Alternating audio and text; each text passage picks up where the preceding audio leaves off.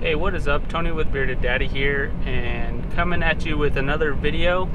Right now I'm on my way to pick up an Uber Eats. It's about a 10-minute drive, and I figured, hey, might as well do it so I can get this video done. I've been trying to record this video for a couple of days now. Had an SD card error, so I had to switch out the SD card with a newer one that's not been used so much. I guess rewriting has made that card unusable now. Anyways, I wanted to talk about a couple topics today. First, I want to thank you guys for coming back to the channel, and so the topics are, I've got Uber, Lyft, Doordash, Grubhub, Amazon, and Turo. Alright, so first we'll hit on Uber. Right now, I've been experimenting with Uber, trying to see how easy it is to do 105 trips. The reason for that is because Uber has a rental car program that once you do 105 trips, here in Denver at least, once you do 105 trips, they'll pay you like $205 or something like that. And there's a Hertz rental car that also costs about, after taxes, I'm going to guess about $240. So basically $35 a week in rental costs. I don't think you can do any other promotions outside of the trip promotion for rentals when you have a rental, but no big deal. So what have I found? I found it's pretty easy to do if you're only doing Uber, and as a result, you're also able to accumulate points really easily as well, so you can get to diamond status pretty quickly. Right now I'm over halfway to platinum status, and we're not even all the way through the first month. That's 600 points. I think I'm right around 400 right now. Anyways, next topic I have is Lyft. I have not been doing Lyft because of the Uber experiment, but at the same time, I also haven't been doing Lyft because I don't agree with what Lyft's been doing. They changed the pay structure. It's just not as profitable during busy times to drive for Lyft and get those prime times that they used to have. Not like I got a whole bunch of those, but when Uber is on surge, it's just not, at least when they're on surge, it's just not a good idea to do Lyft at the same time. Maybe do it separately. Plus, they haven't really been giving many promotions or bonuses or anything, so it's just not, there's no incentive to really drive for Lyft at this point. Maybe that'll change if they change in the future, but I also heard they're trying to cut the rates down on Lyft in Nevada. I don't know if that's true or not, but if they cut rates, I definitely won't be driving for Lyft. Alright, so next up is Doordash.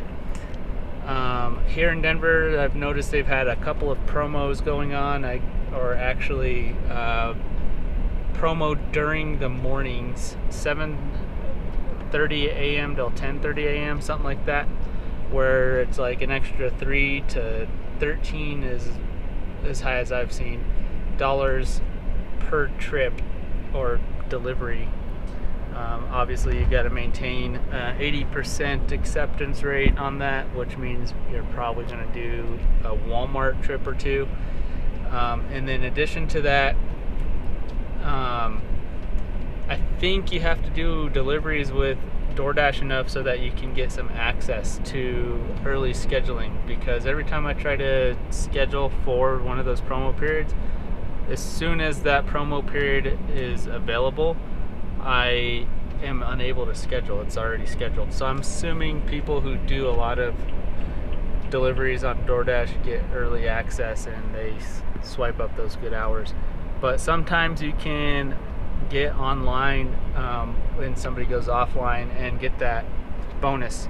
Anyways, so if you don't like driving in rush hour traffic and the bonus is high enough, hey, you might as well do some DoorDash. It's a little bit easier than sitting in traffic.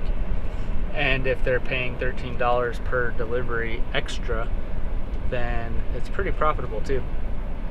Next, Grubhub. I've done one Grubhub block so far, and it's no better than Doordash based off of that one trip.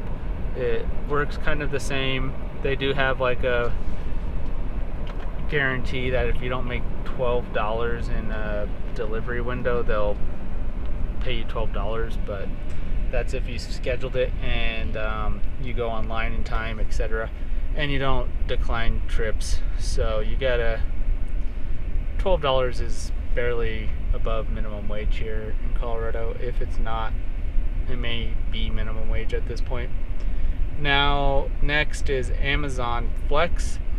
I only think it's worth Amazon Flex most of the time if you have other access to other apps is when it's during $25 an hour offerings.